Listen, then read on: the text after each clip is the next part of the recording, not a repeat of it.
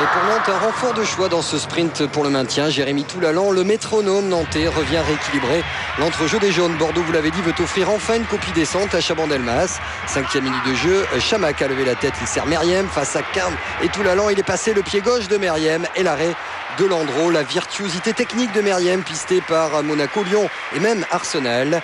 Et le vent qui donne cette trajectoire flottante, bien sortie par Landreau. Pour Serge le disait, c'est clair, le maintien de Nantes passe par le jeu. On joue depuis un gros quart d'heure. Regardez ce que fait Gilles Yapiapo, tranquille. Il a levé la tête, la belle transversale pour Frédéric Darocha.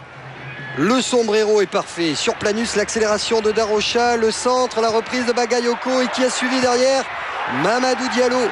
Et de 3 pour ce jeune Malien arrivé au mercato de l'ASM Alger. 1-0 pour Nantes avec au départ le travail vraiment de haut vol de Darocha, le plus girondin de Nantes. Il est né ici, Ramé est présent sur la reprise de Bakayoko mais ne peut rien sur l'essai plein de sang-froid de son compatriote. Ils étaient deux dans la surface. Le collectif nantais fait la différence, aidé, il est vrai, par la grosse passivité défensive des Girondins. Bordeaux qui derrière va véritablement sombrer dans l'à peu près avec un collectif en totale déliquescence.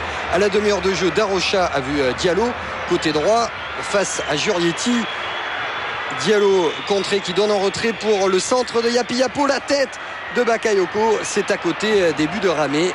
Mais pas de problème, la 16e attaque du championnat s'amuse véritablement à Chaban, toujours amené par un Bagayoko qui pèse lourdement. 1-0 à la pause pour Nantes. Et pour Bordeaux, l'opération publique on vous aime, ah c'est vrai, du plomb dans l'aile. Bordeaux qui retrouve quelques couleurs. Pavon lancé, Faubert et Riera qui frappe ce corner sur la tête de Chamac. Darcheville dans les 6 mètres, contré par Delomo. Des Girondins impuissants à l'image du regard qui ont dit long, regard penaud de Jean-Claude Darcheville. Un quart d'heure à jouer, on retrouve les cadres nantais au pouvoir. On a vu Darocha, regardez ce que fait tranquillement Savino. Il est passé accroché, Monsieur Poula qui laisse l'avantage. Diallo qui va frapper, c'est au-dessus.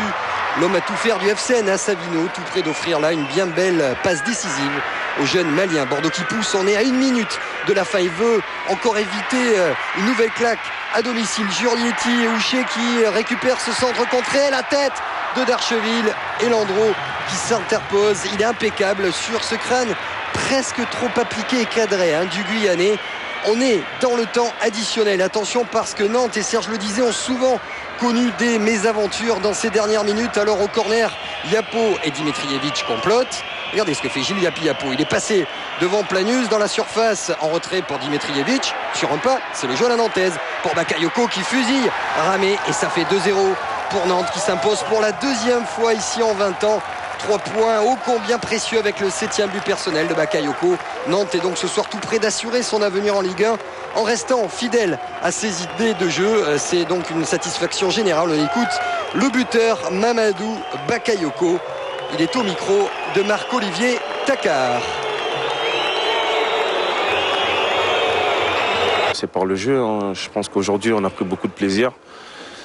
En jouant comme ça, je pense que le maintien, on va l'obtenir sans problème. Mais il faut garder ce sérieux-là pendant les matchs et pendant l'entraînement. Et c'est vrai que franchement, ça fait plaisir de jouer comme ça. Ça ne réconciliera pas Bordeaux avec son public. C'était le show des Mamadou ce soir à Bordeaux. Mamadou Diallo, Mamadou Bagayoko, 2 Maliens, Nathalie, et Mamadou Diallo fêtera demain ses 23